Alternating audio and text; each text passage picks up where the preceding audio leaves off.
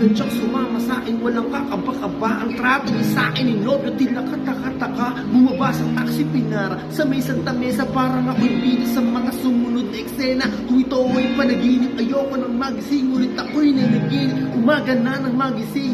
Naabutan ko lamang imisobre sa lapag. Liham para sa akin ang isinulat na magdamag. Kahit gulong-gulong isip, pinilit kong basahin. Di malilimutan ang mga sinabi niya sa akin. Mahal kong Ernesto, alam kong tulog mo'y malalim. Di na ako nagpaalam, di na kita ginising. Salamat nga pala sa pasalubong mong kalamay. At sa pinakamasayang gabi ng aking buhay, nang iniwan ko ang baryo natin ng akala ko. Isang tunay na pag-ibig ang matatagpuan ko. Hinanap niya sa kung saan at kung kani-kanino. Di ko inakala ito ang kakahantungan ko. Imbis na ako ay sigapin, itinulak sa bangin. Ito palang ibig sabihin ng kapit sa patalim. Kung magbaho sa bunin, kung makatay ang mutin, kung hindi na masikmura ay ibaling yung tingin.